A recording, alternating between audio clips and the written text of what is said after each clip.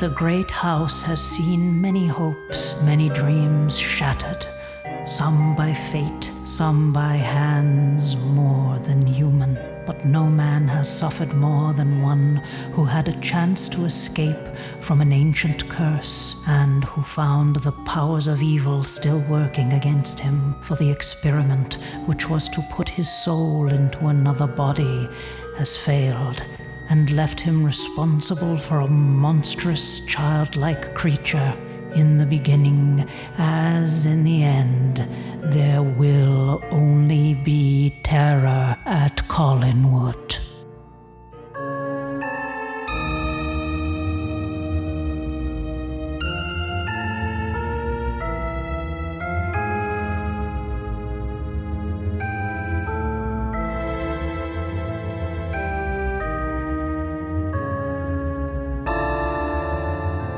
Welcome to episode 13 of Terror at Collinwood. And of course, the number 13 is true to form because this episode is filled with audio issues, and I apologize. I am sorry. I am your hostess, Penny Dreadful, and I have a very special guest with me today. His name is Rich Handley, and I first became familiar with Rich because he was the editor of a fantastic book called Musings on Monsters, Observations on the World of Classic Horror by the Sequart organization. Definitely worth seeking out. If you do not have it, I highly recommend it. It's a collection of essays about a variety of classic monster movies and TV shows. I actually got a copy for a friend of mine too. My friend Meredith is a big monster kid too, and I got her this for Christmas, and she was thrilled by it. Rich has done many things. He is the editor of Eagle Moss's Star Trek graphic novel collection. He's written books about Planet of the Apes, Back to the Future, and Watchmen, as well as licensed Star Wars and Planet of the Apes fiction. Rich co-edited Titan's Scribe Award-nominated Planet of the Apes, Tales from the Forbidden Zone, 8 Sequart anthologies discussing Planet of the Apes, Star Wars, Battlestar Galactica, and Hellblazer, and 3 Crazy 8 press anthologies about the 1966 Batman TV show. He's also contributed essays to DC's Hellblazer 30th Anniversary Celebration, IDW's 5 Star Trek, and 3 Eisner Award-nominated Star Wars comic strip reprint books, Boom Studios' 4-volume Planet of the Apes archive line, Sequart anthologies about Star Trek and Blade Runner, and ATB Publishing's Outside In series, focused on Star Trek, Buffy the Vampire Slayer, Angel, and the X-Files. Rich writes the Star Trek column for HeroCollector.com and is the managing editor of RFIDjournal.com. Rich, thank you so much for joining me today, and welcome to Terror at Collinwood. Thank you very much for having me. And after that, I now realize I need to cut down the word count on my bio a little. No, actually, I was going to say you need to add some Dark Shadows material to that, I think. Yeah, so far the only Dark Shadows material would really be the Ross Johnson's essay in Musings on Monsters. But I hope to rectify that because that would be fun to do some more writing about. Yeah, definitely. Well, one thing you did unofficially, which is a really helpful resource, is you compiled every single iteration of Dark Shadows into a document that lists basically every official produced Dark Shadows book, comic book. You even have the stage play in there, the audio dramas. I mean, you really... I actually have it on the screen right now. I had opened it prior to our talking. Yeah, just to have it here. How do fans access this, by the way? Is this something that's available online? Or? Yeah, it's, you know what I'll do? I have a website, richhandley.com. And what I'll do is I'll throw a link on my blog there because there's a URL to this, but it's long. But it's Hasslein Books, HASSLEIN books.com/PDFs/ Dark Shadows _complete list.pdf. So that's long. So what I'll do is I'll write when we're done here, I'll throw something up on my blog with a link to it. Oh, wonderful. Yeah. And if you send that my way, I will put it in the YouTube description for the YouTube version of this. And I'll also put it on the website under the episode description as well. So that way people will have quick access there. Wonderful. Well, Rich, talk to me a little bit about how you got into Dark Shadows. When did you first discover Dark Shadows? Well, I'm I grew up in the 70s, but I was born in the late 60s, and my mother was a first generation fan. In fact, most of the things that I'm into, Star Trek, Planet of the Apes, Twilight Zone, Outer Limits, Dark Shadows now, a lot of this is because I grew up the son of a woman who's just like I am. and so that influence was heavy. And so I grew up hearing about the stuff that I hadn't seen, like Dark Shadows, because when I was very little when Dark Shadows ended. And then it was a long time before it was rerun in my area. But I of course, was aware of it as somebody who read a lot of magazines. Back then, no internet, so magazines about horror and science fiction and fantasy and whatever else struck my fancy. So I was always aware of it. It was always on my radar, and especially anytime I read articles about vampires, because I liked vampire lore. And Barnabas always ended up there, along with Bela Lugosi and everybody else. So I always read about him, but I always was curious to watch it. But there were two things that worked against me. One, it's 1,225 episodes. So the first thing was simply, like there were a lot of episodes. 1,225 is a lot to marathon, even if I could find it. The second thing was just simply finding it back then. And then in the 90s, the Sci-Fi Channel ran the show, and I didn't even notice they were doing it until late in the run. I watched some of it and said, I really like this, but I'm a little lost. Eventually, they started putting out the show on VHS and then DVD. And but even then, to go and buy the entire series in box sets was really expensive. I really had my eyes set on that Coffin box set. But I also am happily married and, didn't want my wife to kill me. So buying that box set was, it was not something I was really realistically going to do. However, I have a little trick when I look for things on eBay. I purposely misspell things. And the reason I do this is that eBay's algorithms aren't always the smartest. If you type in Star Turk or Straw Trek, you might catch something where a person misspelled something in the auction and everyone else is not seeing it. So just on a lark, I typed in Drac Shadows, and to my surprise, there was a box set listed there. Now, the ones that were spelled correctly were going for anything from $500 to $900, which was insane. But this guy was selling it with an opening bid of $60, and probably really, really confused about why nobody was bidding on it. But I did. I thought, there's no way that I'm going to win this. And even if I do, there's no way he's going to send it to me. But I won, and I had a $50 gift card. So I ended up with the box set, the Coffin box set, unused for $10. Wow. That was crazy, right? And I fully expected the box to be empty or the guy to just say, I won't give this to you or whatever. But nope, it showed up, and I've gone through multiple viewings since then. And it was just amazing after wanting for decades to see this, to devour and engulf this show, because I really always knew that I would like it, and I was right. Awesome. Do you remember when you were really little at the very end of it, or were you still too young? No, I would love to be able to tell you that I have a memory of seeing it.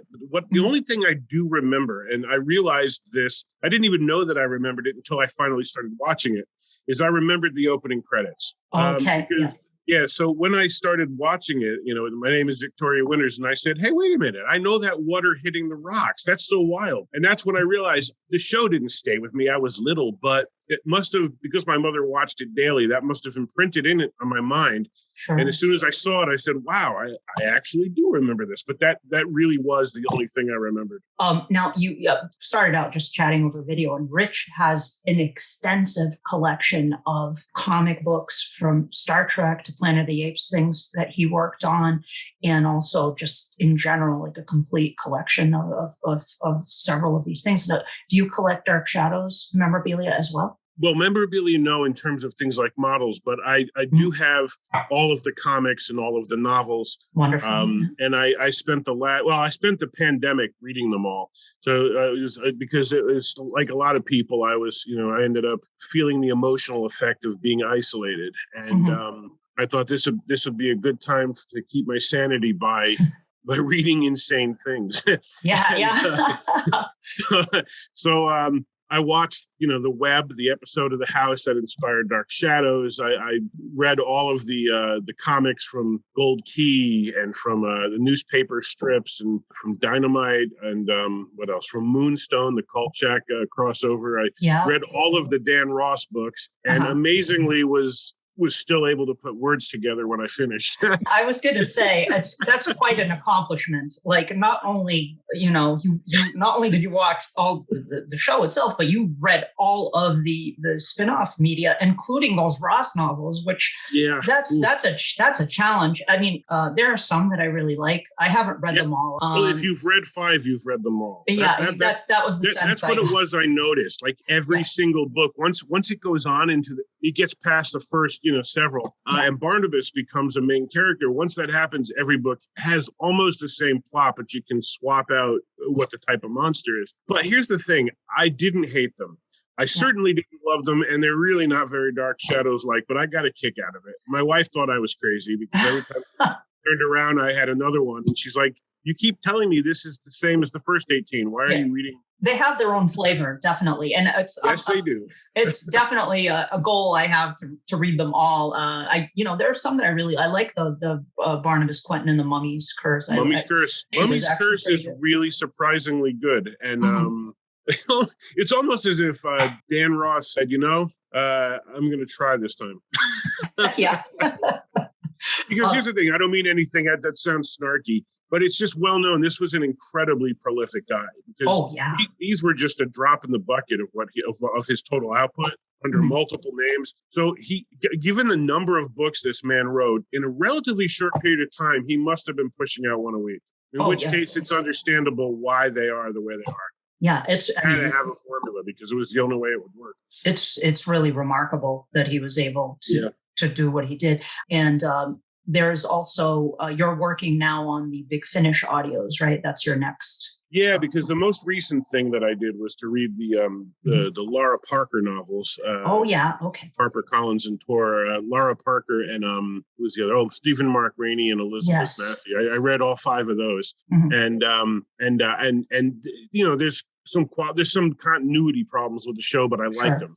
Yeah. And but they were enjoyable. So then the next thing I started was the audios. But the problem, I just had done so much Dark Shadows in so short a span of time that I went back. I decided to take a break and do a Doctor Who marathon. And when I get through what I've a certain amount of that, I'm going to go back to the audios because I listened to the first 2 and liked them, but my brain just needed to step out of. You need to take a trip on the TARDIS, leave Collinsport and go. Exactly. I loved everything, even the stuff I didn't love, and but there's just so much of it that after a while your brain cells start to pop. Sure. Yeah. They all have their own distinct flavor, and I sort of consider each of them their own. Fortunately, the show did establish that parallel universes exist, so I do look at them all as sort of their own band of parallel time, like the Big Finish exists in one band of time, Dynamite's in one band of time, Gold Key, Ross, etc. Totally. And now you've mentioned, a lot of Planet of the Apes, Star Trek, Doctor Who.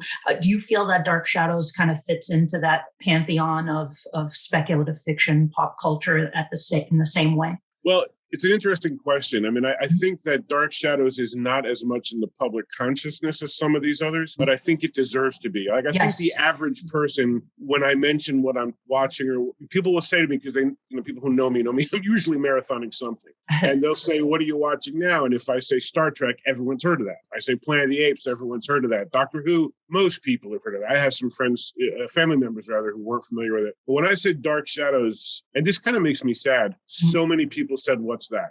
Yeah. Yep.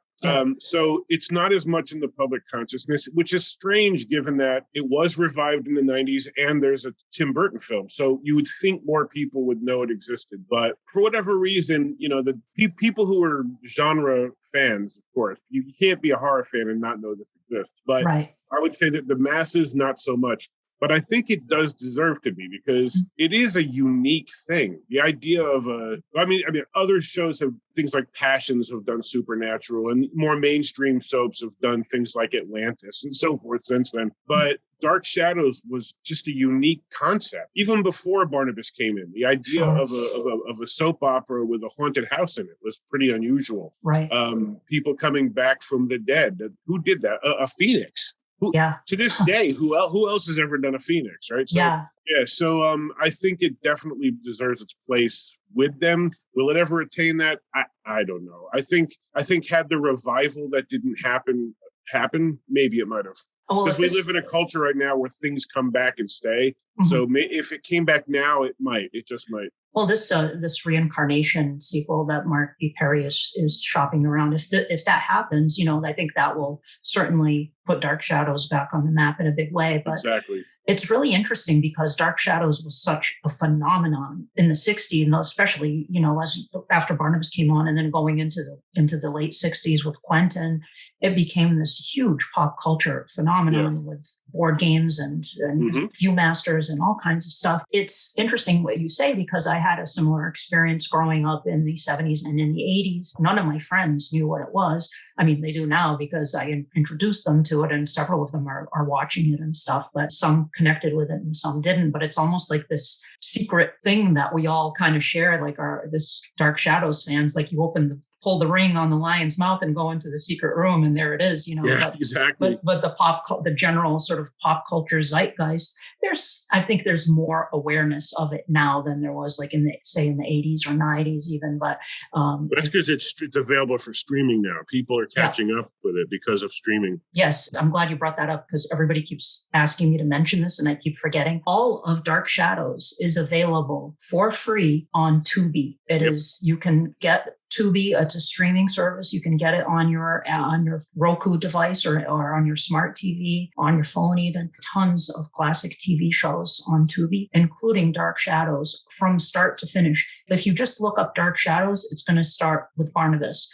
Okay. But if you look up Dark Shadows, the beginning, it's all the pre-Barnabas episodes. They have branded those as distinct from the main Dark Shadows. It's still it's the same show. And I wish they hadn't. Me too. Yeah, I wish they hadn't because a lot of people end up starting at Barnabas and then watching the beginning, which is like watching a television show and then seeing the pilot. To me, it just doesn't make a lot of sense. Right. I think the reason they went with that is they didn't have confidence in people's ability to stick with those episodes. It goes back to the VHS release. Yes. Yep. They did the same thing. Exactly the same. And I think it's fantastic that it's available with streaming because a lot of people, look, let's face it, no one else is going to find the Coffin box set for $10. So the average person, it's very cost prohibitive to find these on DVD. I just wish there are two things that I've noticed like online groups. One is that a lot of people end up inadvertently skipping the beginning. And the other thing is that they think the show aired in seasons. And I get why that happens. It's because of the way the box sets were structured and they just carried that numbering over. But I just wish that they would have put it just 1 to 12:45. I think that would have made things so much easier. But what can you do?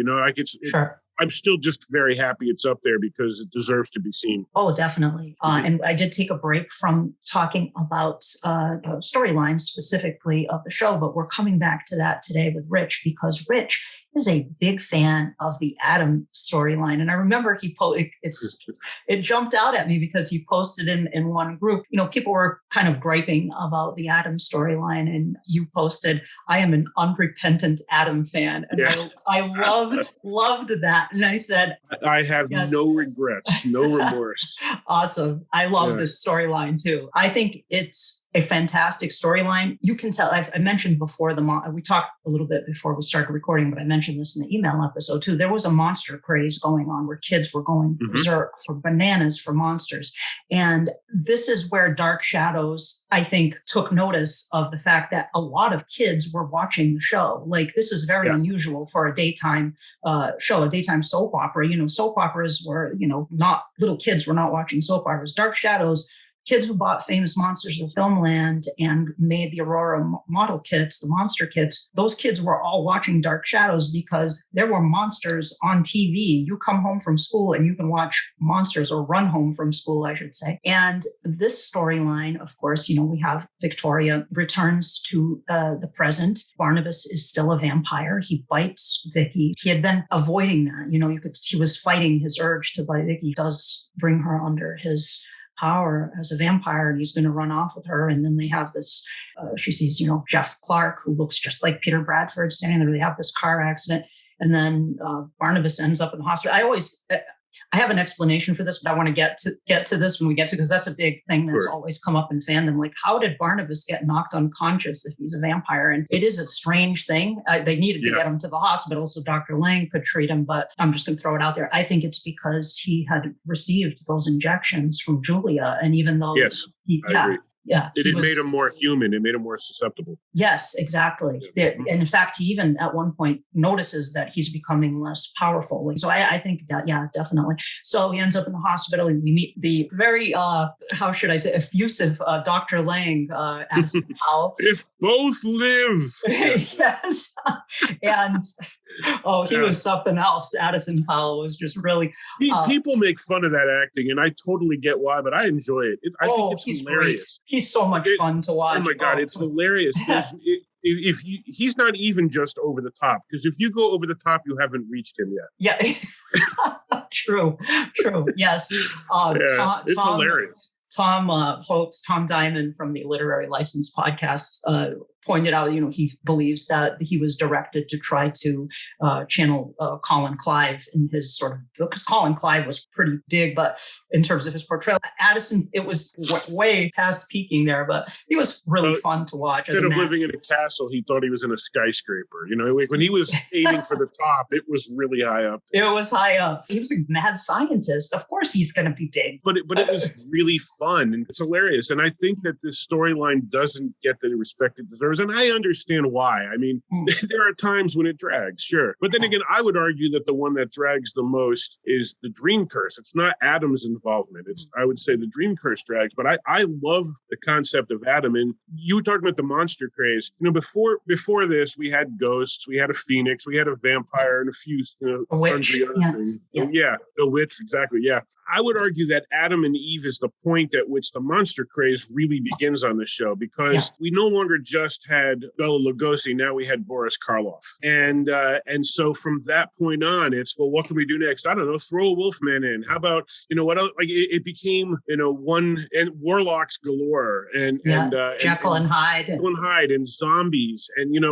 And so I think that Adam and Eve is a lot more important than it tends to get credit for, because yes, Barnabas upped the ante, but once you had a mad scientist and Barnabas and Adam running around together, it became a full-on monster fest on the show.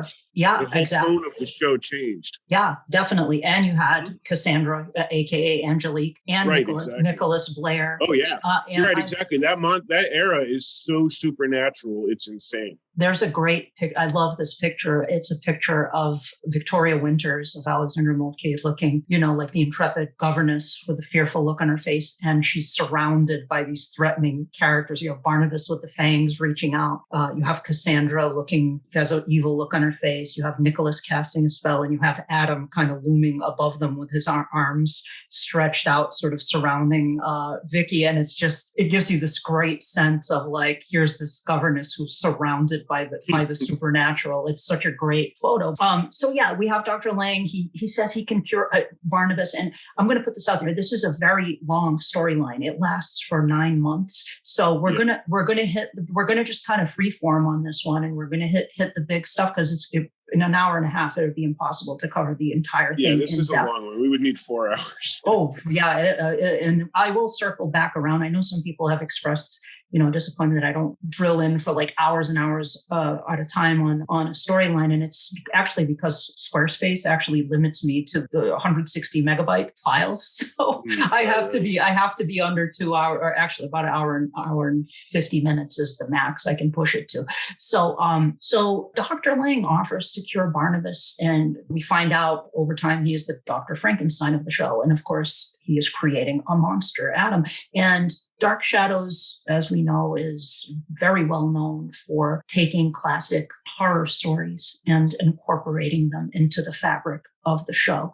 Not only horror stories, but primarily Gothic horror tales. Gothic like Dorian romance. Gray, for example. Yeah, and here's the Dark Shadows version of Frankenstein. So tell me, Rich, why do you like this storyline so much? Oh, wow, that's a big question. Well, part of it is the first time I watched it, I was struck with how much I enjoyed Robert Rodin's performance as Adam. One of the things I always liked about the original movie Frankenstein is the portrayal of this massive thing, this reanimated man, with the heart of a kitten, basically, but who is just treated horribly. And I think it translates well. Sometimes the monsters translate better than other times on the show. And the actor pulled me into it. He made me care about this guy, even though on a major level, looking through today's lens, Adam is the biggest incel on the show. I have my friend Eric, who was in episode 2, said the exact same thing. He's like an incel. I said, he's an incel.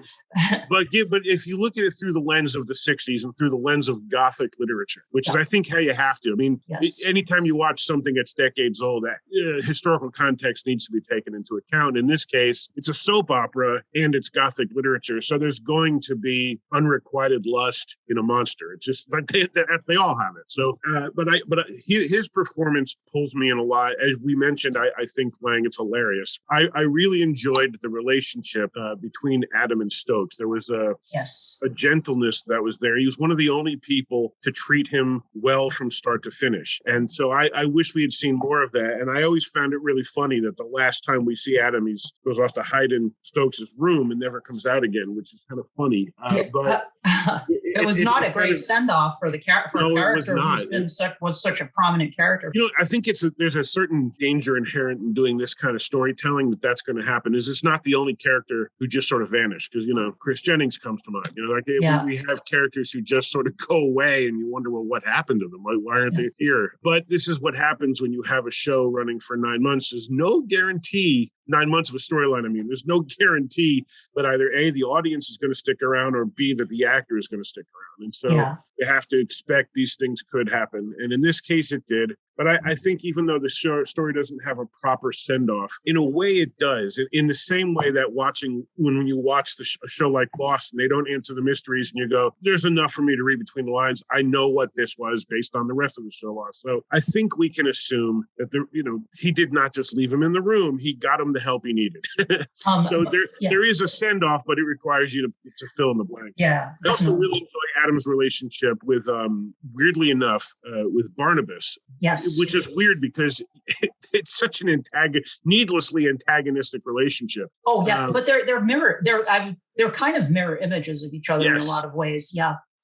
And a lot of people don't really notice that or acknowledge that, but they actually even hint at it in the show itself. Sure. Adam says he was my life force, but we're nothing alike. They actually are a lot of. Really are both alike. You and exactly. Both of them are undead creatures or reanimated creatures who fixate on a woman who doesn't really want them and who is willing to kill innocent people just because their needs aren't being met. There's a lot about them that is very similar. Exactly. But I think he's the most underappreciated monster on the show, in my opinion. It always kind of blew my mind that when they did sadly, Robert Rodin passed away recently, but they had him in some of the earlier audio plays. In fact, he was a prominent character. He was Oswald Gravener. He was a revenant, a sailor of a revenant of a sailor, and he was leading this scurvy crew of revenants. I look forward to that then. That's good. Oh, yeah. And he was fantastic and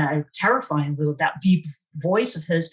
And I said, wow, they had Robert Rodin, but they know those Big Finish audios often will try to tie up things in the show. And I'm like, why didn't they do an Adam story if they had access to Robert Rodin? I'm kind of surprised. And Marie Wallace, they could have done some interesting stuff there, but they never did. My theory, I'm kind of jumping to the end of the storyline, but you brought it up where he disappears into Professor Stokes says, is a man who's going to remove his scars, can remove his scars, and Adam goes to hide. That's what I was referencing. I think that's what happened. Well, see, my theory is, okay, I know in Sam Hall's article, he brings Adam back and he's had the scars removed and he's a successful businessman. This is not what I see happening to Adam.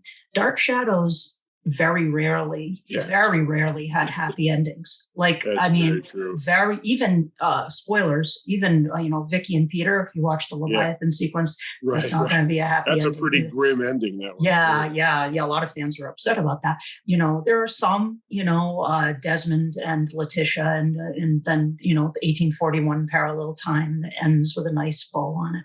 Yeah. But most of the characters, and the hope of happiness is always there. It's always almost within reach, but it's like always snatched away. It's tragic, it's always snatched away. There are very few. My theory on Adam is that if he were to return, he wouldn't have the scars removed. Those scars would be intact, reflecting the inner scars that he sustained during his experience and in Collinsford and beyond.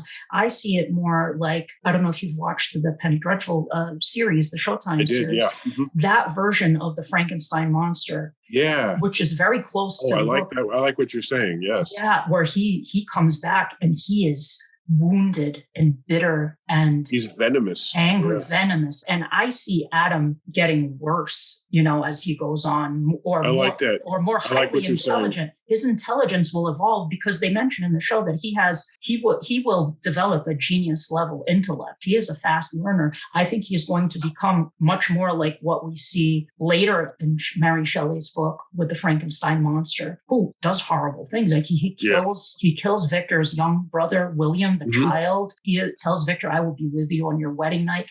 Robert Rodin's portrayal of Adam is actually pretty close in a lot of ways to Shelley's monster.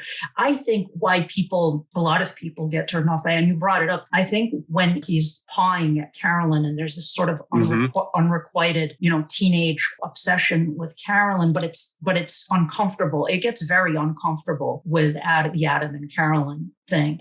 It does, but I also think that it fits the character. This is an adult male with an adult male body, but the life experience of a toddler. He was brought to life by a mad scientist, a vampire, and another mad scientist. Another mad scientist who may be the hero or maybe the villain. Whenever it depends on the story. If you look at it in terms of cat years, like he may seem like 9 months, but he's whatever he is, But he really, what it comes down to is a month old, he's already living on his own, right? This is not this is not a person who's had any role models at all, but he has human sexual urges, and he's got an IQ that is growing far faster than his moral fiber, and so I totally buy the person that he is, even if he's not likable, and that's what I really appreciate about it. I don't think we're supposed to in any way admire the things that he does. No.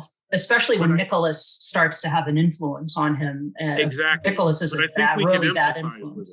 I think we can empathize for the same reason we can empathize with Frankenstein the monster. Sure. Not a good person as it goes on, but how did he end up that way? It's pretty awful. Yeah. And so that's how I look at it. I mean, Barnabas did wrong by him, and really Julia and Lang. Well, Lang died, so you can't really go by that. But Barnabas and Julia did not do right by him. And Willie. Willie, I was just going to say, the Willie Fritz. Chicken Leg did not do right by him. Well, talk about bad parenting. Julia and Barnabas put Adam in the cell in the basement where Barnabas kept Maggie Evans a year earlier. You're familiar with The Who's Tommy? Yes. Willie in that scene is basically the evil cousin Kevin, or wicked Uncle Ernie, although it doesn't go that far, thankfully. It's more of he's cousin Kevin, putting thumbtacks in the chairs or whatever else he's doing that Kevin does. So that's the thing. You have three awful parents, one of whom dies when he, too soon to do anything. And it's frankly just as well because Lang would have been horrible as a parent. And then the babysitter is a real dick to him, Yeah. And is it any wonder then that when someone is nice to him, Carolyn, he gloms onto her like in an uncomfortable, unnatural way? It's the same reason I like the character Charles Evans on Star Trek in the episode Charlie X, if you're a Trek fan. Yes, he's Star Trek's incel as well. He's a 17-year-old boy who's never been around people. Yeah. And he ends up meeting Yeoman Rand and reacts very similar, actually, to how Adam reacts. And it makes him an unlikable guy, but an understandable understandable, empathizable reaction for somebody who's never taught him right from wrong. He starts down the path, as you pointed out, with Stokes, another wonderful character who's introduced to the show, because Thayer David had played Matthew Morgan, and then he played Ben Stokes. But this was a Thayer David is the reason to watch this show. Oh man, there is a compelling argument to be made for that, because he was phenomenal. In my opinion, the show's best asset. Oh yeah, and he is in many ways. We see Professor Stokes, who is this occult scholar. He is the archetype, the Van Helsing archetype, basically. Yes. In many respects, he's the guy you go to if you have some issue with that involves the supernatural or the occult. He is the sage occult scholar. So he is, in many ways, he's the show's Van Helsing. And he's taken advantage of, and I love it when he calls them on it. Oh, he does. Absolutely. Absolutely. It's some of my favorite moments is when he calls them on him and basically says, I notice that you only call me when you need help. Maybe I won't give it next time. And they're like, I'm really sorry. You're right. Those are some of my favorite moments. Absolutely.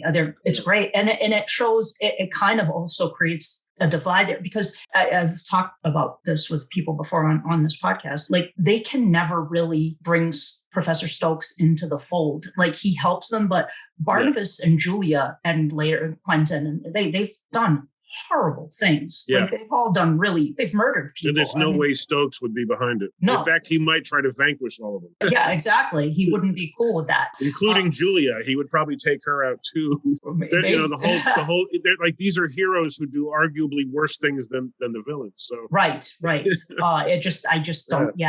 So they can't. I mean, it's unfortunate in a way, because it doesn't fully include Stokes in a lot of the adventures, although he does. Unless you're reading Gold Key. Yeah. In which he practically lives at the house, has dinner there each night, and is aware of everything. Yeah. Yes, exactly. Yeah.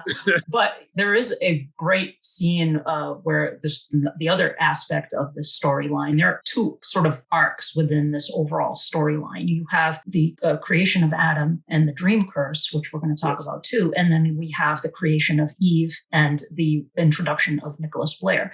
So the dream curse, of course, we met in 1795, another major iconic Dark Shadows character in Angelique Bouchard Collins, the witch who curses Barnabas. Everybody, Angelique she's legendary, so of course they have to bring back Angelique. There's no way you can introduce a character who's that popular and not bring them back. So especially on a show where actors play more than one character. Yes. Like, it's just built into the DNA to bring her back. Totally. Yeah. And I love the scene where Vicki finds a painting in town, brings it, and Barnabas is there, and they uncover the painting. And it's that moment, it just becomes this recurring thing. And anytime Angelique shows up, Barnabas says, Angelique, that reaction, that he had such a great reaction of shock and horror when he sees that. And of course, through the whole Barnabas storyline, Angelique, of course, was never referenced because they hadn't come up with her yet. So it's kind of an awesome thing to finally, in the present day, Barnabas for the first time says her name, and so this painting, of course, is connected to Angelique's life force in some way. It shows up again later, even during the Leviathan storyline. Her life force somehow is connected to this painting, but it keeps her anchored somehow to the present day. And so Roger Collins shows up at Collinwood, and he has married Cassandra, who is Angelique with black hair. Talk about Cassandra Collins. What did you think of this incarnation of Angelique? I like most of the incarnations of Angelique, and I like Cassandra. I found it amusing as hell that the same man who married a phoenix now married Angelique.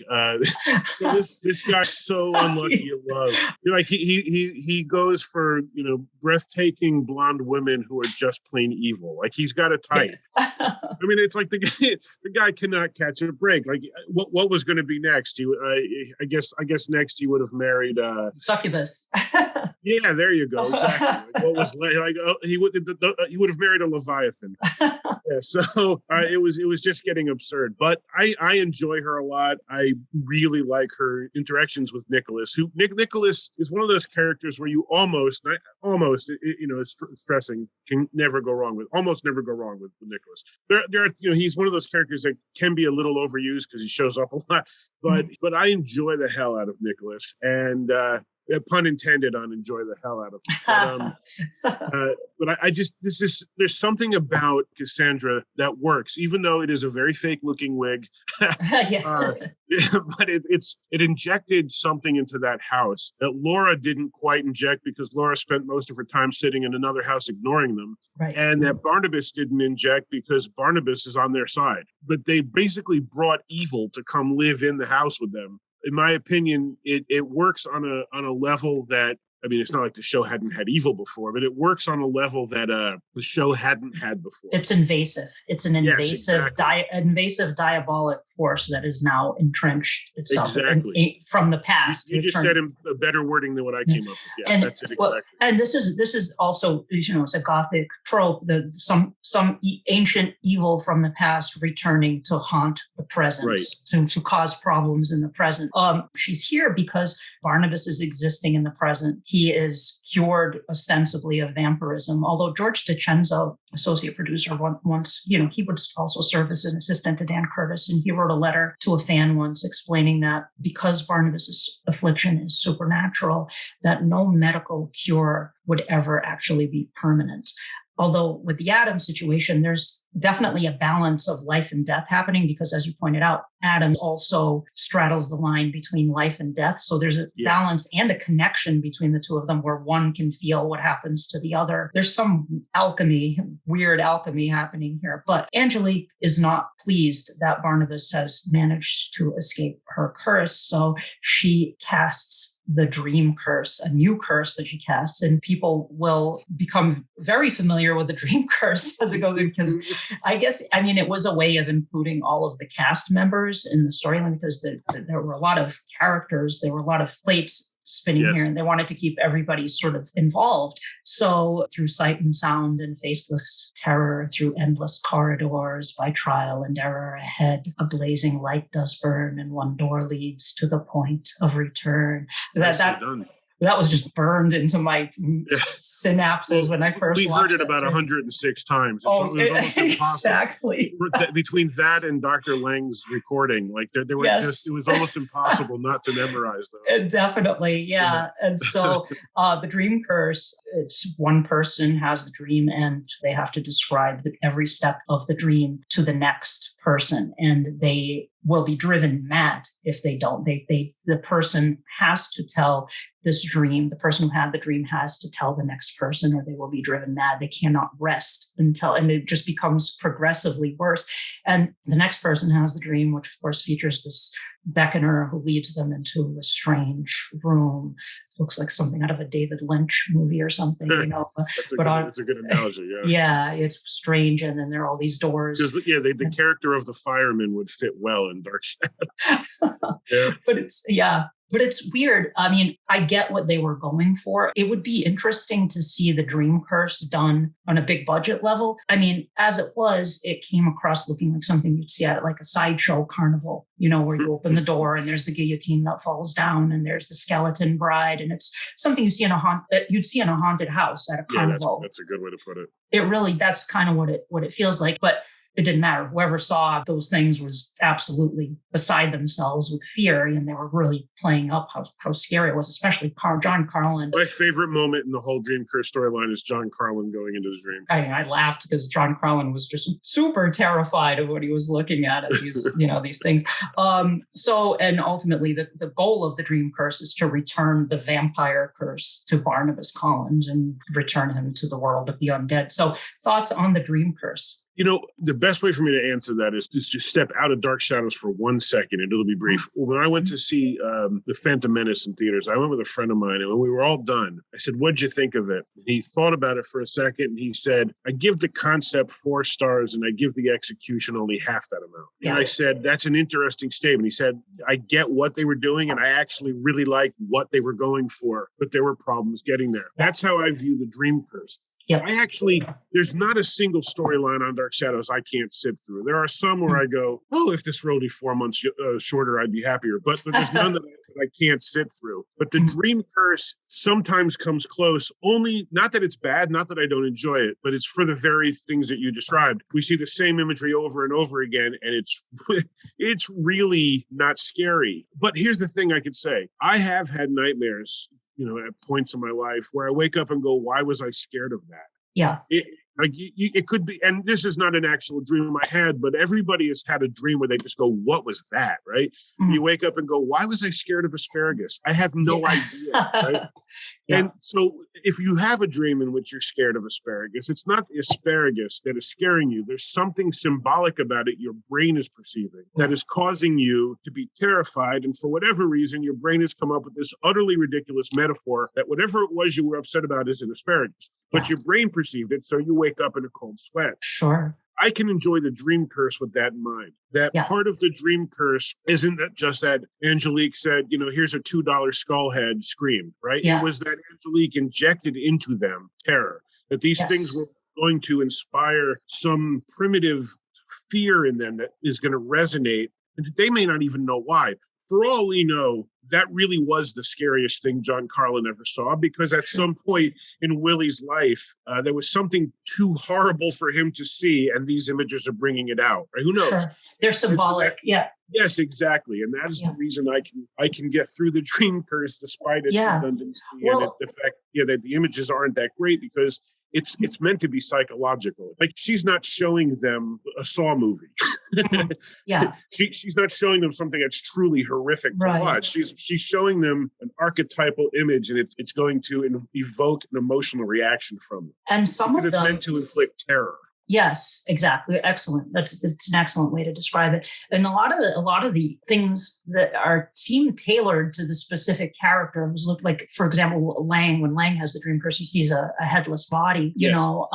Some of them. Eric Marshall and we started kind of going back and forth and trying to figure out how each image ties. So we figured out a lot of them, but some we couldn't quite figure it out. But I think Julia saw the bats, and she's was so obsessed with curing Barnabas, is in love with Barnabas, and so that's. And in the back of her mind knows there's always the fear that she's in love with a guy who could bite her. Yes, exactly. So the bat image makes total sense. So there are there are a lot of things I think that seem tied to that character's sort of some subliminal kind of imagery. Was it that Willie saw? Because I'm drawing a blank. I want to say it was the wolf. I think it was. I'm pretty sure it was the wolf that really pushed him over the edge and had him screaming. And I think that was one of the ones where, like, why the wolf? Why is that? Because I would say maybe it's the fact that Predator. A wolf. Exactly what I was just going to say. This is a man who has surrounded himself, not by his own volition, but he has surrounded himself with predators at this point. He's for a while enslaved and then voluntarily serving an undead creature. Sure, and he himself was a predator at one point. Yes, exactly. In the very early days, he was a great. And now he's hanging out with a reanimated monster created by a mad scientist, and his other best friend may also be a mad scientist and is in love with the guy who's holding him as a slave. Right. So he is surrounded by people who have the power, and he does not. Right. Excellent. Right? Good. And in fact, you could take that even further. The entire Collins family wanted him off the premises. And the only reason that they've allowed him to stay is because Barnabas made the case and then they grew to accept him. But there's not a single person in that house who wouldn't be happier without him gone. This is a man with no power whatsoever. And so the wolf image makes total sense to me. Yeah, excellent analysis there. So moving on, so we have, again, there's a lot to cover here. So I'm going to touch on some of these things. I mentioned earlier, the car accident. They saw Jeff Clark. So Jeff Clark, who looks exactly like Peter Bradford, but because of course he does. Because of course he does, yes. Well, like the sort of lost love idea and the hope that he might be Peter Bradford, but he remembers nothing about his past.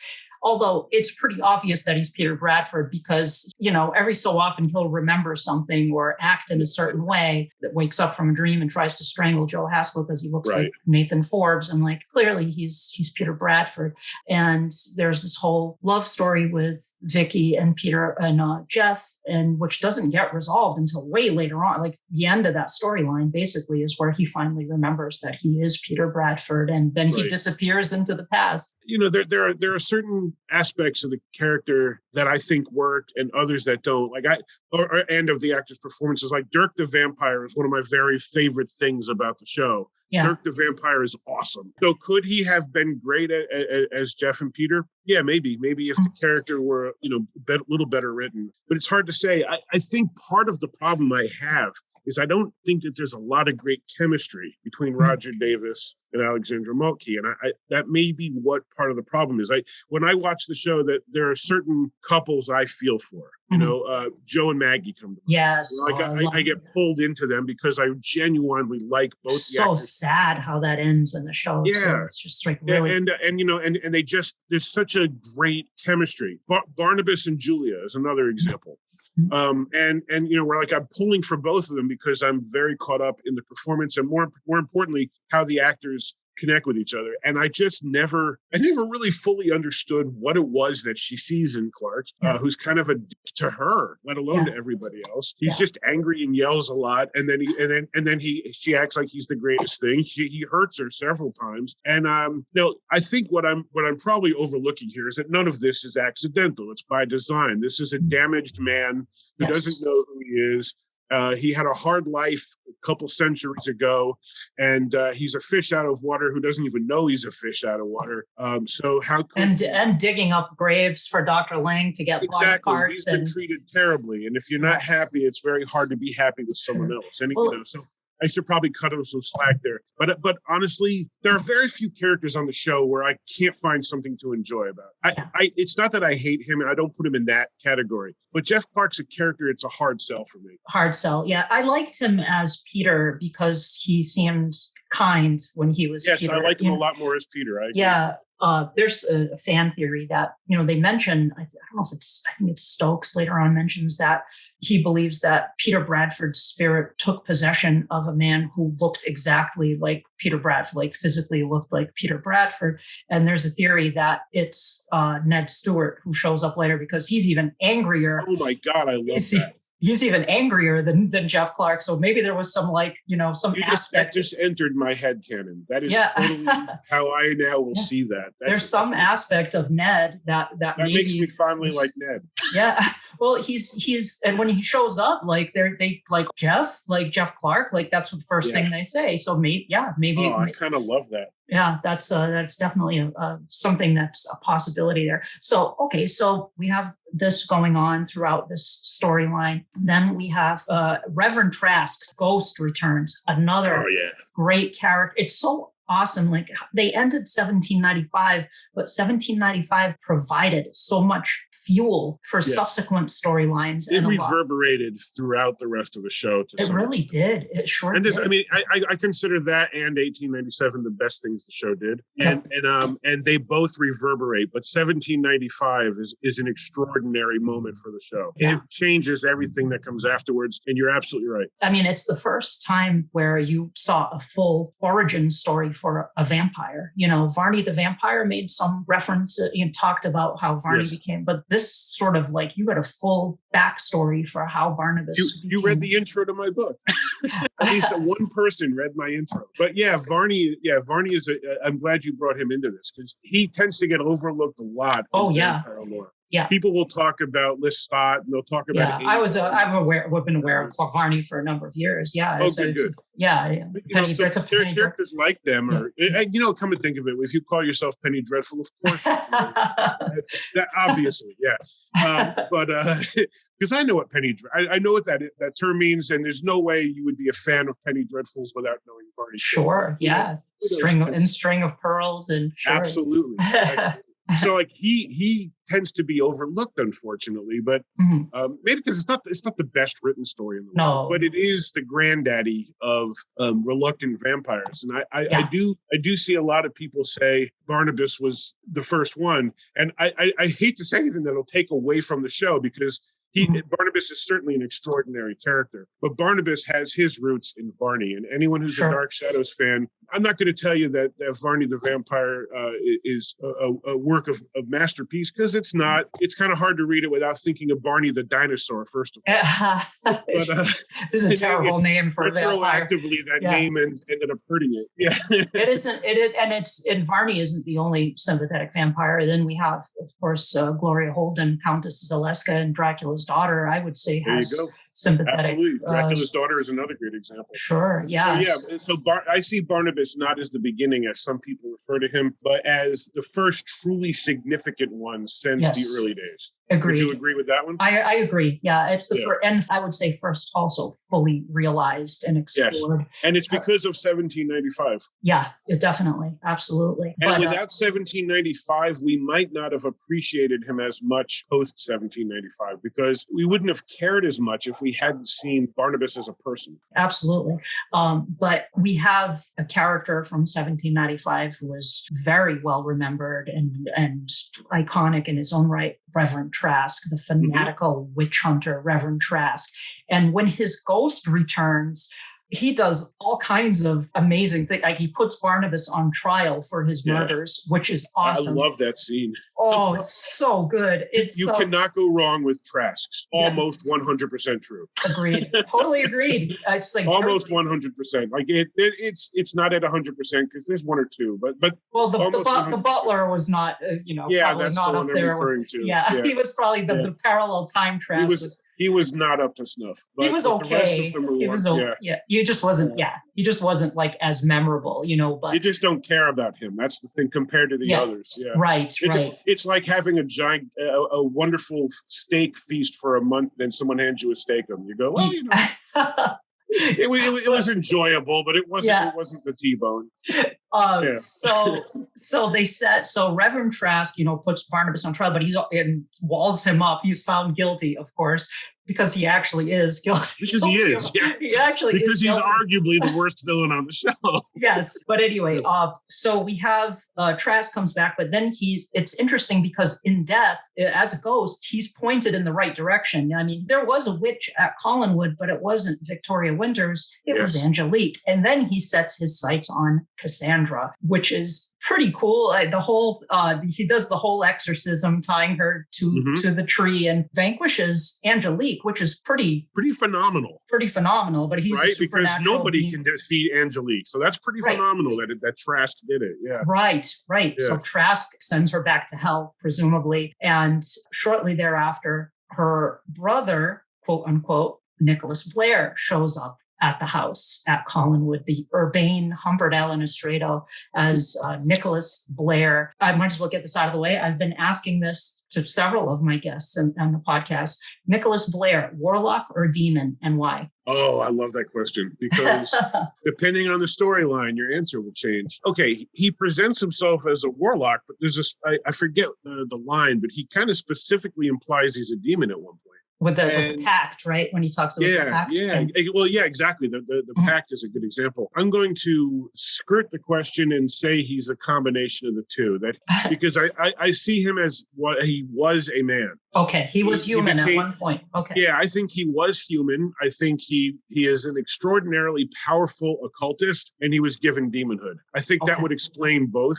Okay. and it's not unprecedented in Gothic fiction anyway. So I think that I kind of see it that way. I think that there was definitely a human aspect to him because he suffers in hell. Mm-hmm. And if he was a demon, he probably wouldn't. Okay. But he also is part of a hierarchy, which would make him more than human. He doesn't want to be in hell. Like, he clearly does not want to go back there. And during 1897, Angelique points out that creatures like her do exist in hell when they're like not on the mortal plane. So it's presumably witches and warlocks get sent down there, and they hang out down there until Satan needs them for some sort of mission.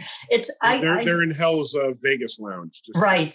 I suspect, from a sort of a non-storyline perspective, I think rewatching that, I get the sense that the writers introduced him as a demon, but then changed their minds and made him a warlock later. I'll just take that one step further. I don't think they necessarily had a demon in mind. I think he was Satan. Oh, you think he was Satan himself? Yeah. because old Nick is an old term for Nicholas, right? So you take old Nick and reverse it, you get Nick old. Oh, I think that the original intention was that he was Satan, and then they went, whoa, we can't do that. That's what I think. And so they said, well, make him a demon, and then they backpedaled a little because he needed to face recriminations for what he does, and that if he had a human soul, that would be better for storytelling. And I think they also knew, I think we know watching the show that this is a show that reinvents itself in terms of its history. I mean, just ask Jeremiah. Yes. I don't even know that. They either consciously changed him or they just said, I don't even remember what we did, but now he's a warlock. Sure. I like coming up. I like looking at like the real reasons they did so, but I also, I'm this kind of geek where I like to find story within the story, explanations for it, like storyline. I'm totally with you on that. Yeah, like it's just this. You mentioned my Star Wars fiction. I tried to pepper it with things like that, where I make story sense out of things that make no sense. Yeah. I love that stuff. And I used to love the articles and essays and fanzines where they actually would address things like that in an in-canon way. So Cassandra is exercised. Before she left, this plane of existence, she did put a curse on Elizabeth, a spell on Elizabeth, and she develops this obsession with death and being buried alive. This is Poe, Edgar Allan Poe. Premature burial comes to mind with regard to Poe for Elizabeth. And I remember there was this really, the funeral scene, the dream that Elizabeth has, where it's her funeral and Roger and Carolyn are at her funeral, and there's this dissonant sort of organ music playing in the background. It's such a creepy dream. That dream was kind of stuck with me. But it's, that one kind of goes on for quite a while with Elizabeth's obsession with death. Any thoughts on that? Well, for one thing, I'm glad that you asked me at that point, because one of your first questions to me was whether or not I remembered anything from the fact that my mom watched it when I was wearing diapers. Well, the answer is still the same, but there was one caveat, and I was waiting till we got to this point in the conversation. One thing I do remember is that one of my uncles, it is a family friend, but I called him an uncle, also watched it. And I do remember specifically when I was a kid, and we would go there a lot, and he and my mom were talking about their shock that they had killed one of the characters and that she seemed to be buried alive. And I always wondered, so the first time I marathoned this show, I kept wondering, who were they talking about? I kept waiting for that to happen. And when it happened to Elizabeth, I was like, I finally, after all these years of having this one little, because my mom didn't really remember it. She hadn't watched it since, the 60s and early 70s. So I had this question of who had been buried alive on the show. So that being said, I think that there are two storylines on the show. Well, arguably three storylines on the show that would be a whole lot better if they were shorter. One is the Dream Curse. One is the Leviathans, which I, weirdly enough, absolutely hated the first time I saw it and absolutely loved the second time. Interesting. Wow. Totally different reactions. I was kind of shocked.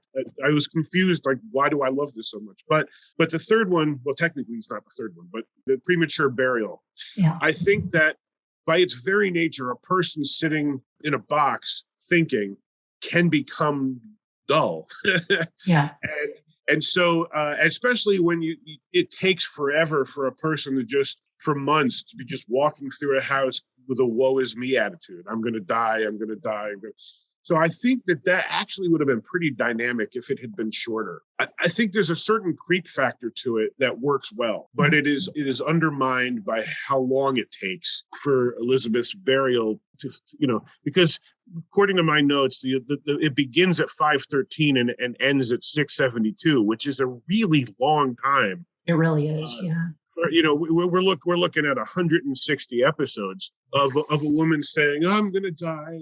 When I die, do this. Put me in this and give me a way out." And it lasts into the Chris Jennings werewolf storyline. Right, exactly. Like it's goes that far. Yeah. Yeah, it overlaps that. It overlaps the beginning of Quentin Collins' Ghost. It overlaps.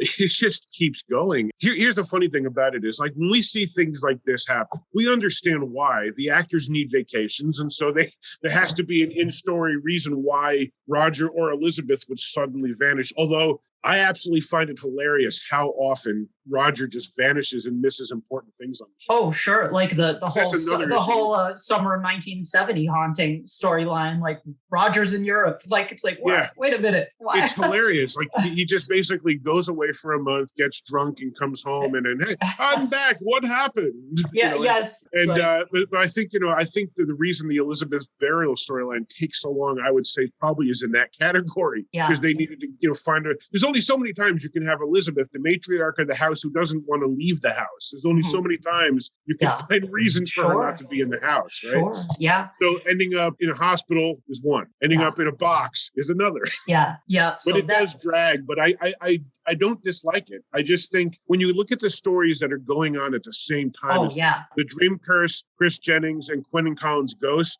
they're all more dynamic. It's true. Than Elizabeth saying, woe is me 112 times. It's true. Would you agree with that? Like, it's not that it's bad, it's that those other three storylines stand out more. Agreed. Yeah, I agree. I don't dislike this. I think it's an interesting thing to do with Elizabeth, poor Elizabeth. And Adam and Eve, by the way, so it's actually 4 storylines. Sure, right? Yeah. I mean, poor Elizabeth always ends up in a catatonic state. That happened with Laura. Laura put her in a catatonic state as well. And this time she's, appears to be dead thanks to Angelique. And then she ends up controlled by the Leviathans. I mean, this woman can't catch a break. It's like Roger and his blonde wives. Like these characters cannot catch a break. It's true. Yeah. And this is kind of the point too in the series, during the Adam and Eve storyline, where the mortal characters take a backseat to the supernatural characters. Yes. The supernatural characters really start steering the ship a lot during this storyline. It would arguably actually even in 1795 that starts to happen, but it really kind of blossoms here. Yeah, because it starts off with Vicki going back there, and then she just becomes a background player. She does, and everybody, Maggie, Joe, the Collins family, all of them, they serve as victims really to the supernatural, as you pointed out with Elizabeth. She's all these things happen to her, and all these things happen to Roger and Carolyn. They all are targets for the supernatural goings on, but we care about them. They're the Collins family. Every time it returns to the present day, it's exciting for me because it's like, oh, we're back with the family we know, like that we've been following all along. Yeah, and I am glad that they stayed with the show. Like, I am glad that even though the show understandably had to make a change or it wouldn't have lasted. So, but I do love the fact that even though Roger and Elizabeth and sometimes Carolyn and often David, even though those 4 characters will disappear for long periods, that they will always still be there in some form or another. Exactly. I agree. Nice connection to the early years. Yeah, I agree with that. So moving on. So Nicholas Blair shows up. He brings Cassandra back and is not thrilled with her progress in returning the curse to Barnabas, and kind of gives her an ultimatum to get the job done. But then he finds out about Adam and becomes obsessed with Adam and befriends Adam, who was being tutored by Professor Stokes. He's hidden in Collinwood. Carolyn has befriended Adam. She feels something for Adam, whether it's pity or so she's drawn to Adam. She feels some connection to Adam. And this becomes a recurring thing with Carolyn too, where she's drawn to these supernatural creatures that show up in the show. She hides Adam in the west wing of Collinwood, and Professor Stokes knows he's there. Professor Stokes has been helping Adam. Carolyn has been helping Adam, but now there's a monkey wrench thrown into the mix with Nicholas Blair, who comes up with this insane scheme, which is so dark shadows. He wants Adam and this mate that they're going to have created to mate with each other and produce a race that is devoted to Satan. And nobody bothers to ask Eve if that's what she wants, which is what creates the problem. Yeah. Yes, it's really, because unlike Adam, where they create a child in a man's form, Eve comes fully formed and it has an attitude and has been hurt by men. So the idea that they thought this would work is kind of absurd. Why did Nicholas think this would work? I don't know. Right. But he's so arrogant. Nicholas believes he will always come out on top. He's one of those great characters who is got only one blind spot, and that's himself. Yes, it is his own arrogance. You're absolutely right. Yeah. He also punishes Cassandra with this ironic thing and turns her into a vampire herself. So now we get Angelique as a vampire, and Joe as a vampire victim, which I don't think anybody would have seen coming the first time they watch it. It's so upsetting. And it's an echo in many ways of, Barnabas victimizing Maggie. Now we have Angelique victimizing Joe. Like there are a lot of parallels in Dark Shadows. If we look at it, there are a lot of parallels to kind of things that happened before, so yeah, absolutely. So thoughts on this, on Nicholas's scheme or on Vampire Angelique? Well, Vampire Angelique is great because what we have now at this point is a reanimated witch vampire. Yes. One of the things I love, and Ross Johnson touched on it in the essay in Using on Monsters, is that this show doesn't just use classic monsters. Sometimes it combines them. Yeah. And the best example, of course, and this is you can obviously get to this with a later broadcast, but Quentin, who is a warlock, demon, vampire, ghost zombie. And immortal. And an immortal warlock, demon, vampire, ghost, not vampire, I'm sorry, werewolf, ghost zombie. It's like they just said, here's a checklist. What haven't we done? Here's all 6 of them. But before that, I don't know if I'd call Quentin a full-blown warlock. That is true. He dabbles in the occult. He's a dabbler, yeah. Yeah.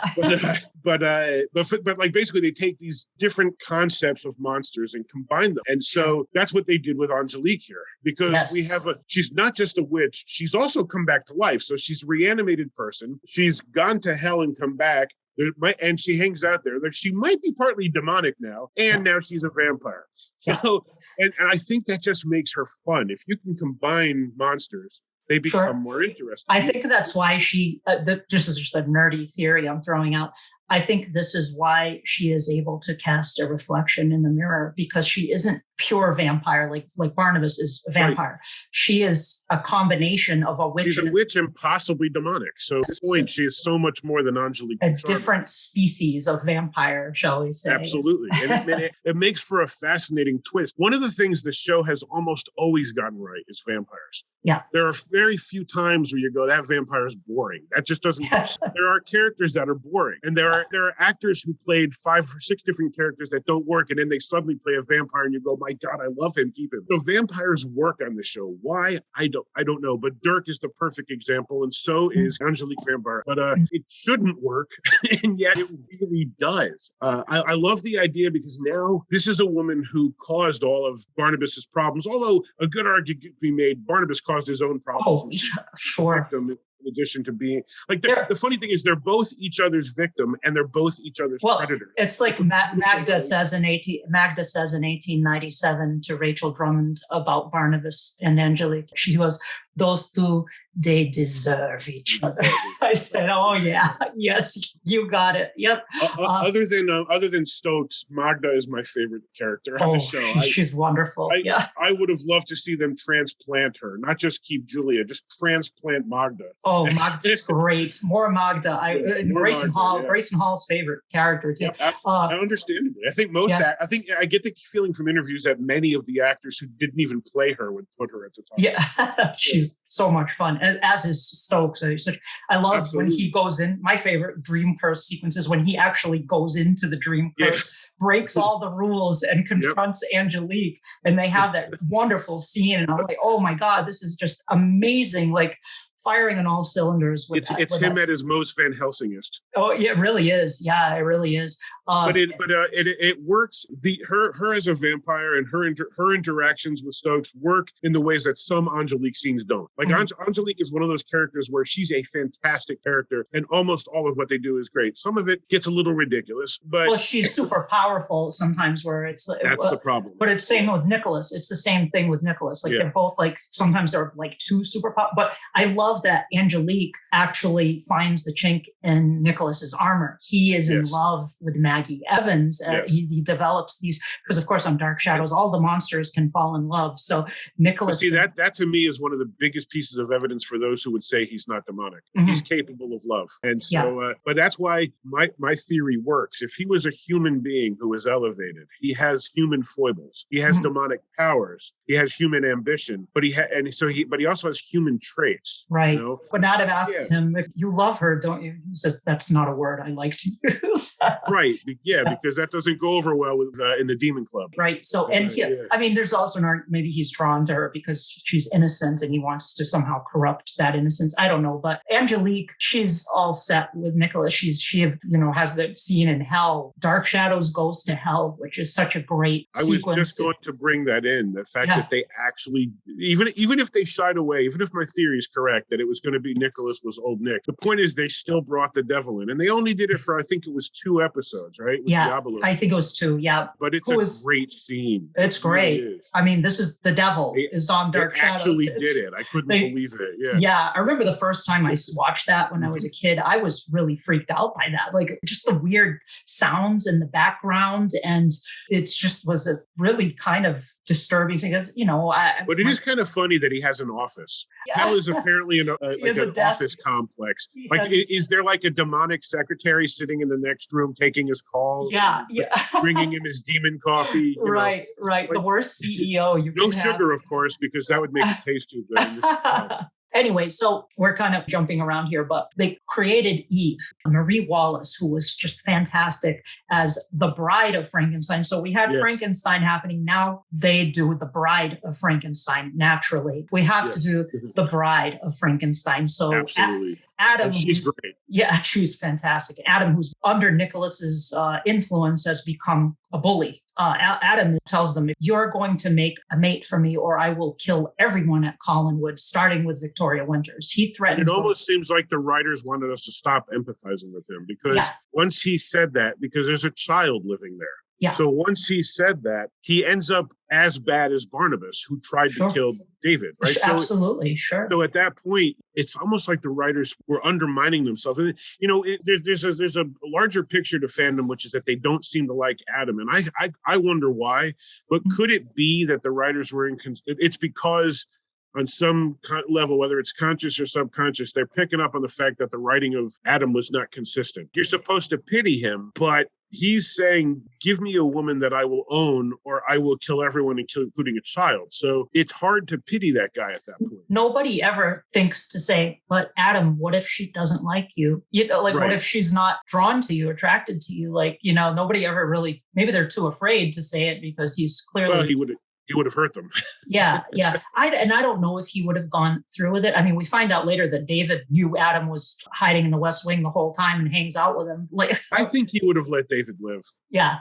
And for one thing, he would have, if he had killed David, Carolyn would have hated him. Right. Because I think Carolyn is one of his few Achilles heels. I think it's funny because here he is threatening Vicki, and they had a very easily lobbable grenade they could have thrown at him was, do that and we kill Carolyn. They didn't even have to actually mean it. To say the two things they needed to say, if you hurt Vicki, we kill Carolyn, and maybe Eve isn't going to want you, dude. So Eve is, Nicholas wants to use the most evil woman who ever lived as Eve's life force. So he brings... And yet he still thinks his plan's going to work. Exactly. Danielle Roget, the spirit of Danielle Roget, who he brings back in the form of Leona. It calls her Leona Eldridge, but he incarnates her, brings her back from the great beyond. He thinks that using the life force of Danielle Roget is going to be a great idea. And of course, it isn't at all. This is a woman who is not willing to be used by men. And he says, how about I use her as the template of a woman who's going to be used by men. My entire future existence and the plans of the master rely on the idea that this works. So I'm going to choose the template of a woman who's probably the worst possible one that could have chosen. And not only this, boorish, scarred, toddler-like guy who's has no refinement, unlike Barnabas. They have a lot in common, but Barnabas is very refined and, courtly, and Adam is not. So Eve, who comes to life, played by the marvelous Marie Wallace. And interestingly, originally, Marie Wallace tells the story, originally Eve was going to have a scar across her neck, like a Frankenstein type scar across her neck. And they did actually do it with makeup in the camera test, but it looked like a necklace in the long shots. Yeah, I remember reading that. Yeah, so they didn't end up using that. I think it would have been kind of cool to have that aspect, but that's, I'm actually okay with why they did it, and I'll tell you why. One of the few, like, there are times when I find Adam really unlikable, even when I'm empathizing with him. Mm-hmm. And one of them is, if you notice what it is he says he wants in a woman, he wants her to be gorgeous. He never says he wants an equal. So shallow. He never says he wants someone he can talk to and enjoy time with and laugh with and make laugh. He wants a woman who's hot. That's all he wants. It's why people call him an incel all the time. Yeah, and he wants her to be, like Carolyn. He keeps, imagining that she's going to be like Carolyn, which is really but he also hates his own scars. I think if they had put a scar on her neck and had him not hate her for it, I think they would have been missing the boat. He gloms onto her, not just because she's dynamic and attractive, but because she is not scarred. She's what he wants to be. She's a person who's strong, but she's also a person who's not screwed up by science. Right. So I actually think it's a good thing that the makeup test didn't work. Interesting. Good take. Because it would have been hard to understand, well, if he hates his own scars, why is he so adamant to be with a woman who looks like her head was cut? Sure. Well, I was thinking like maybe we're more alike, unlike these others, that's kind of along the lines I was thinking. But either way, Eve comes to life. And Marie Wallace is so great and, like you said, powerful and dynamic. She's just I love her in the role. Oh, she's great as Eve. My favorite Marie Wallace character is Jenny Collins, but I love that's a given. Yeah, I mean she's just awesome. But Eve is just right up there. She's so good as the Dark Shadows version of the Bride. So, but of course, like the Bride, she rejects Adam. She finds him boring and dull and ugly. And she's drawn to Nicholas, but she actually is in love with Peter Bradford. As it turns out, apparently Danielle Roget had some history with Peter Bradford, which was kind of a twist. It's like, really? Wow, that's weird, So it's one of the weirder things they did with her story. I'm not sure it 100% works, but it's interesting. I guess, Peter was kind of a naive guy. So, I mean, I could see him kind of, she's because she's not a nice person, Danielle Roget, at all. So she's a murderer, and so, but anyway, things are not going well with this plan of Nicholas Blair's. Eve doesn't like Adam. Adam is frustrated with Eve because she's takes off and doesn't pay any attention to him, and things are falling apart. Angelique reports to Diabolos about what's going on. Meanwhile, something else happened during this storyline. It's a subplot that I love, and it only lasts for a short time, but it's fantastic. When they were looking for a life force for Eve, Barnabas decides to use Maggie Evans. Poor Maggie, like Barnabas, leave Maggie alone. Come on. Barnabas wants to use Maggie Evans, and Willie overhears this, and he is horrified by this. Yes. So he kidnaps Maggie and hides her in the mausoleum, trying to protect her from this fate. And they seeded this earlier because Willie gave her some earrings that belonged to Josette. And Maggie starts to have these flickers of memory, and it finally pays off when he brings her to the mausoleum. And then all the memories come flooding back, and she remembers what Barnabas did to her. This subplot was really compelling because on Dark Shadows, they kind of just move on next thing. And it's like they might reference something that happened before. There are very, very rarely repercussions for the heroes. Yes, exactly. And this time, boy, like Maggie remembers what happened. And there were some amazing scenes between John Carlin and Catherine Lee Scott in that mausoleum that looked like But they're always all right. Their chemistry is some of the strongest on the show. Agreed. Yeah. Kind of like black box theater, kind of intense scenes with the two actors doing a scene. Thoughts on that? Yeah, because, they're both thralls to a vampire. I mean, there's a reason I think those two characters work so well. The truth is, these are both people who have had their lives turned upside down. One started as a good person, one started as a bad person, and none of that matters because they both ended up thralls to a vampire, and they were broken permanently because of it. Mm-hmm. And it's powerful stuff. And I think the writers picked up on that. Definitely. It was such a good, I thought it was disappointing how that wrapped though. Just Nicholas just wiped her memory. So permanently. How many times did that happen where, just every time you think that Barnabas is going to get his comeuppance, a warlock erases her memory or Julia pulls out a pocket. The medallion. Medallion. I mean, it's like, come on. Yeah. But like I said in the beginning, on a show like this, it's because it's a soap opera. There are certain allowances we have to make with storytelling. One thing is that we're going to see the same thing over and over again within a story, and that we're going to see the same story repeated later on because new viewers have come in and they go, what the hell? Let's do it again. The other thing is that sometimes things don't pay off because actors leave or characters are written out or new writers come in and just abandon old plot lines. And so sometimes things should have had an ending and don't. Maggie's character falls into that category, and it's sad because she's one of the characters we truly care about. Absolutely. As a character too, she's lost so much at that point. Sam dies, exactly. which we didn't mention that. Sam takes on the blind man role. That's right. From Frankenstein, he takes on. That is such a great parallel, by the way. Yeah, it really is, and Sam dies during this storyline. He was with the show from the beginning. Well, with Mark Allen played the role, but the character was there from the start. Yeah. And then Maggie also loses Joe too. Yep. He goes mad and is dragged off the Winkler. I mean, she loses her friend Vicki, who occasionally is her friend. So I mean, she loses everybody. She does. So, I mean, Collinwood represents kind of a new life for her. And of course, she has horrifying experiences when she goes there, as one would expect. But anyway, speaking of horrifying experiences, so Eve is now functioning. She sets her sights on Jeff Clark, who is, ostensibly going to be marrying Vicki, but things get kind of sidelined because he has to help with the creation of Eve. So anyway, she comes to life. During this time, other characters are introduced. Tom Jennings, Donald Briscoe, for the first time appears on the show. And he is awesome. One of the reasons to watch.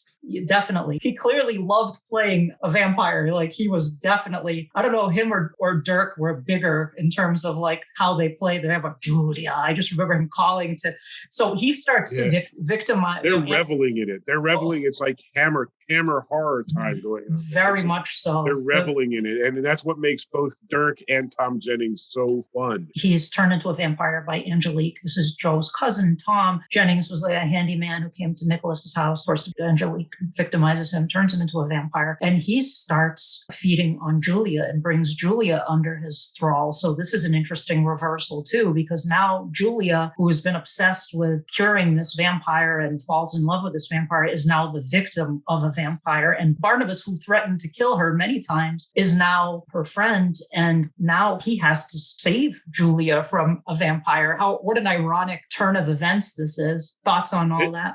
Well, if you've ever read Lara Parker's novels, they take it a step further.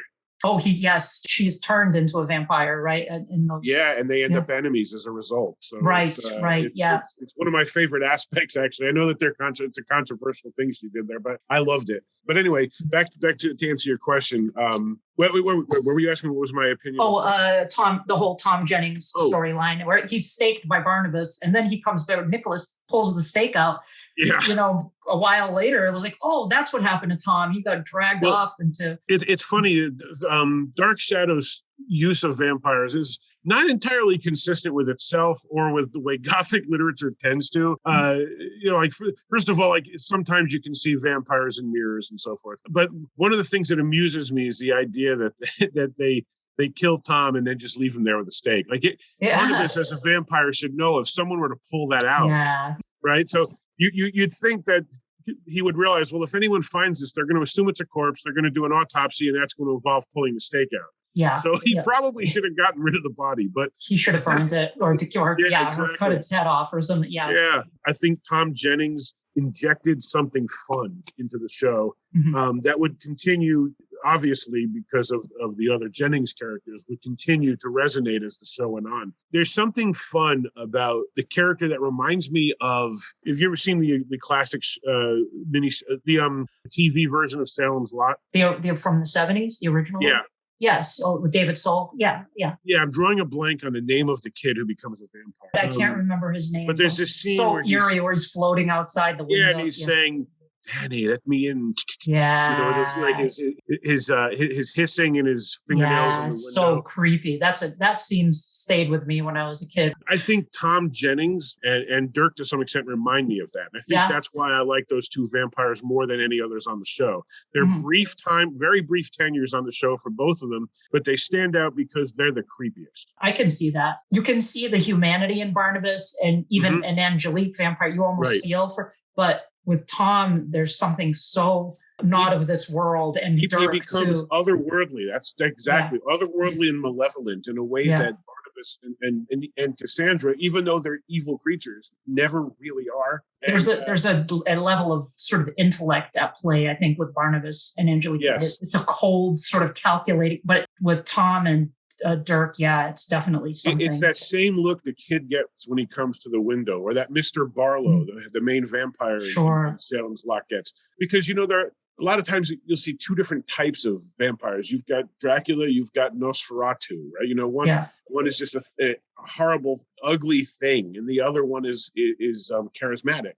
Yeah. And so you've got Barnabas falls into charismatic, and to an extent, I mean, Angelique does as well because she's very beautiful and we love her. But then you've got Dirk and Tom who fall into that. Obviously, no one's going to call either of them ugly. So I'm not trying to imply either one of them looks like Nosferatu. They're more animalistic. They're animalistic. That's what I mean. Yeah. Yeah. And so for me, that's the reason that those two stand out. Tom and Dirk are my two favorite vampire characters. And you'd think one of them would be Barnabas, and I love him. But in terms of like the scenes that I get all excited about, it's for one ththing, in both cases, they're brief. We don't get a lot of Tom. We don't get a lot of Dirk compared to other monsters. Yeah. And so what they do, but they do so much with them in their short span of time. And it's two of the only times the show is ever downright scary by today's standards. It's a classic Simpsons episode about, I think it's the first Treehouse of Horror where they mention that Friday the 13th is really pretty tame by modern standards. The same thing is true with Dark Shadows in the 60s may have scared people, but there's not a lot about it now. There's certainly a lot to love. It's exciting and it's fun. It's not downright. It's not actually scary. And you could say that too about any classic horror film. Absolutely, it's true of the Universal horror films too. Yeah, I mean they had doctors. The nature of things changing. The ambulance waiting at the theater when you watch Dracula because people are passing out and all this. They made a big thing. Right, exactly. But it's the nature of it. It's a change in audience and it's a change in storytelling. Sure. And so.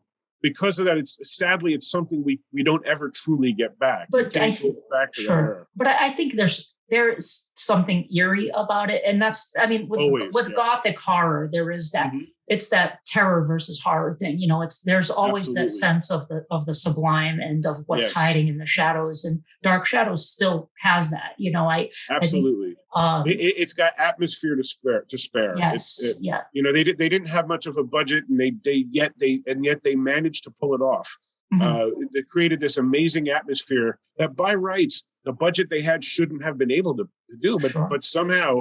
Because it was such a great group of actors, and because the writers genuinely had fun with what they were writing, and because the house set is amazing. And Dan Curtis, was a big fan of that stuff. So he was, that enthusiasm comes through until it exudes. It really does. Yeah. So going into the end here, I want to touch on one of the characters, Harry Johnson. We didn't mention Mrs. Johnson's son, Harry, played by Craig Slocum. Thoughts on Harry? What a weird character. He was weird. I think weird is a great word to describe Harry. He's just what a weird guy. Yeah. I see people often say that he's like the worst character. And I say, look, is there a worst character on the show? I don't know that there genuinely is. I mean, even the characters that are off, like him and Buzz, are fun because they're just so weird, right? It's like Harry doesn't talk like anybody on the show. He certainly doesn't, his accent's totally different from his mom.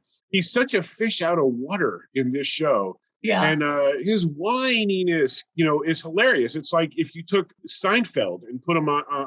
I love the scenes with him and Mrs. Johnson with his mother because they're funny. He's like, Ma. He just kind of rolls his eyes every time she's always like, because he's a ne'er-do-well, so she's always on his case. But he becomes sort of a puppet for other characters, like Carolyn kind of puts him in his place and says, you're going to help me take care of Adam.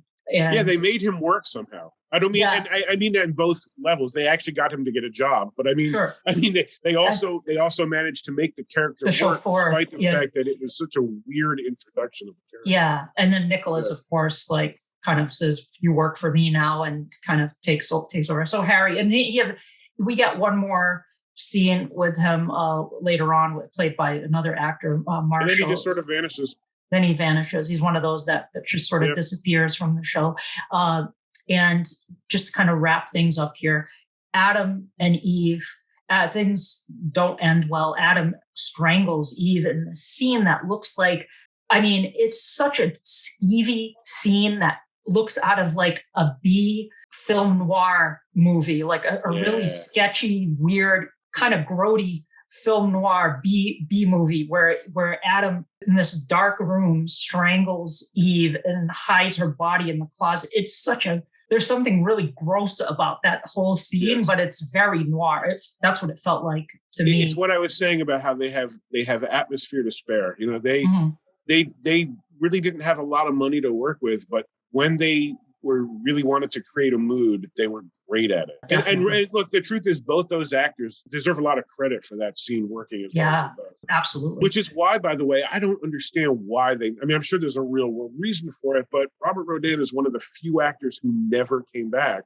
as another character. Yeah. Now, I suppose you could argue that it's because he was a patchwork man.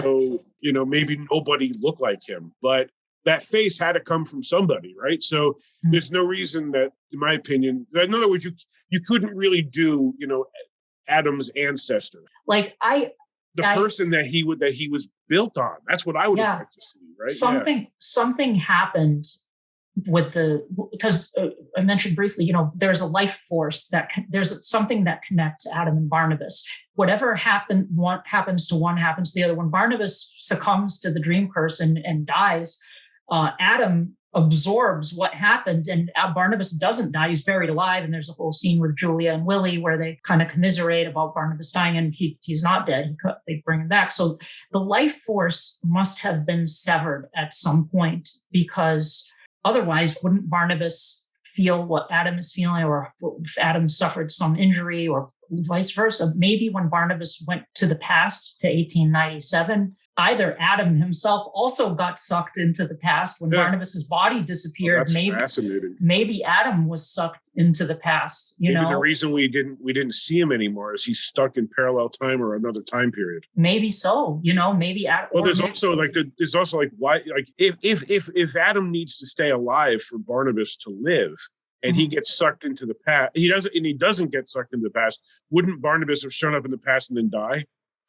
I don't know. I mean, well, Barnabas, so they just dropped the Adam thing, unfortunately. Or how about when he should have been cured from the Leviathans? Yeah, there's that life force was severed at some point. We don't. Maybe it's a distance thing. Maybe if Adam is too far away, like we don't. They do mention Adam a couple of times later in parallel time. They actually mention Adam and Eve. Because of the whole Roxanne life force thing, they do get referenced, but we don't know what happened there. Yeah, we don't know would be an interesting thing for, like, if the Dark Shadows reincarnation comes by. I would love to see them address like what happened to Adam, or why this life force was severed. I don't know if they would actually go there with that. But anyway, Eve dies. Nicholas is not having any of this. He says, we're going to use the body and we're going to find another life force and we're going to bring her back to life. That doesn't work out. The body just turns into a skeleton. Eve's body, the flesh disintegrates and she's a skeleton on the table. Adam completely snaps at this point. Adam just... He embraces his inner incel at that point. Yeah, he just goes berserk. And it's kind of sad. It's sad, but it's because he goes to get Vicki. He is going to use Vicki as the life force and perform the experiment himself. And when Carolyn tries to stop him, his beloved Carolyn, he knocks her out too, just kind of knocked her out of the way. And he's really strong, so she's knocked to the ground. And he brings Vicki to the basement of the old house and attempts to do the and it was just a really uncomfortable, talk about a Saw movie. Gosh, it was torture. It was a torture scene, I mean, is what it was. Like, he's shooting electricity through her body and she's screaming. And at this point, Vicki is played by Betsy Durkin, who took over from Alexandra Moltke. Alexandra left the show because she was pregnant. And A Tale of Three Vickies. Yes, yeah. And then, of course, we have Carolyn Groves later on. So Vicky's being basically tortured by Adam. Barnabas shoots Adam in the shoulder and feels the pain himself in the shoulder. Adam runs off, as we said, goes to Professor Stokes' house. And that's the last we're going to see of Adam. He's gone. He's gone. He just sort of hides in a room and never comes back out, which is in a weird way of fitting in. I mean, it's not a satisfying one, but the guy spent most of his storyline hiding somewhere. True. That's a good point. And scorned by the outside world. And the one person who truly made an effort to make him feel better, he ends up hiding in his room and never coming out. Yeah. So there's a certain, it may not be a satisfying closure by any sense of the phrase, but there's a certain, it's certain, in some ways it's fitting that if they just decided to drop the storyline, at least they did it where he was in a place of comfort. Right. And he went back to the one person who still sees the good in him. There's Stokes can still see the potential in Adams, and he's the only one who still can at this point because Adam has destroyed his relationships with everyone at this point. And Nicholas is also partly to blame for this, for his influence on him. And Nicholas now gets his comeuppance as well. He has failed to enact this plan for his master and is because it was a ridiculous plan. It was a ridiculous, insane had no plan. chance of actually working. Of course. And maybe Diabolos was like, this is never going to work, but I'm going to let him do it just because this is going to be fun to watch him fail. That's an interesting perspective that basically he knew from the beginning, Master, I have this asinine plan that can't work. Wringing my hands together. This should be fun. Yes. Do it, Nicholas. And if you don't, you'll be punished. Of course. He loves the misfortune of others. Right, exactly. So Nicholas is consumed in flames and returns to hell. And there's that great shot of Barnabas with this just big grin on his face, like the cat who swallowed the canary. It's just such a great shot of Jonathan Frid with this big grin on his face. It's almost unsettling to see Barnabas smile. It's like seeing Batman. It's like seeing Batman smile. It's like, no, that's uncomfortable. I don't want to see that. Yeah. So he's destroyed. And then, of course, this storyline, basically, I would say, kind of the ending point is Vicki and Peter finally get married. And Peter, Jeff/Peter get married. He remembers who he is. Peter, and he is Peter. No, I said Jeter. Jeter, yeah. He gets pulled back into the past where he belongs. He does not belong in the present. He's pulled back into the past. And now Vicki is distraught and wants to die and wants to be with Peter. She wants to return to be with Peter at this point. So this is kind of how this storyline wraps up. And of course, this is dovetailed now as Chris Jennings has come in a little bit earlier, around November of 1968, the Chris Jennings story. That's the thing with Dark Shadows. Like a lot of times, they'll just definitively end the storyline. They'll kill everybody. They'll end the storyline. The time travel arcs in particular had a definitive end. Definitely, because you were no longer in that era. Yes, exactly. But then a lot of them either just faded out or were overlapped and foreshadowed in a previous one. It's Jeff Thompson, who was on episode 4 of the podcast with me. And he described the Dark Shadows storylines as being similar to newspaper comic strip storylines, where it is an ongoing serialized storyline, but there's often are kind of definitive ends to one storyline that kind of lead into another. And there is some overlap, but it's kind of like, okay, this is where this new arc is starting now. Well, you mentioned at the beginning of our conversation the document that I put online that lists everything. Yeah. And I broke the show down into 28 story arcs. So when I provide you the shorter link for people to click on, they can see that. A lot of sites will list 15, and that is probably true that there's 15 bigger storylines. But I think it overlooks the fact that there's a specific Cyrus Longworth storyline and so forth. So I broke it down into 28, what I consider to be the 28 big storylines of the show. Yeah. So when I look over this, I could see things like the fact that the Chris Jennings arc and the Quentin Collins Ghost arc start not long apart. It's only about a dozen episodes apart and run simultaneously. They're concurrent. Connected. And as we mentioned, going on at the same time is, well, actually, Adam and Eve kind of stands alone. Adam and Eve is overlapping with Elizabeth Stoddard's burial, and it overlaps with the beginning of Chris Jennings coming in, and it overlaps with Dream Curse.